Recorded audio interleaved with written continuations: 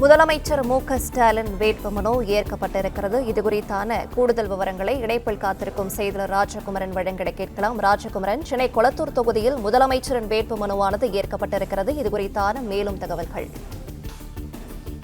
சென்னை கொளத்தூர் சட்டப்பேரவை தொகுதியில் போட்டியிடக்கூடிய தமிழக முதலமைச்சர் திமுக தலைவர் மு.க.ஸ்டாலினுடைய வேட்புமனு ஏற்கப்பட்டிருக்கின்றது.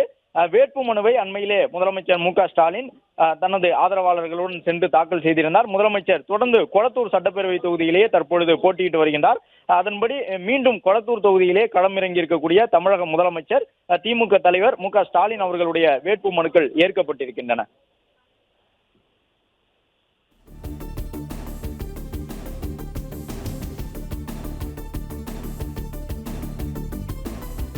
பிளே ஸ்டோர் மற்றும் ஆப் ஸ்டோரில் இருந்து பாலிமர் செயலியை QR கோடு மூலம் பதிவிறக்கம் செய்யுங்கள்.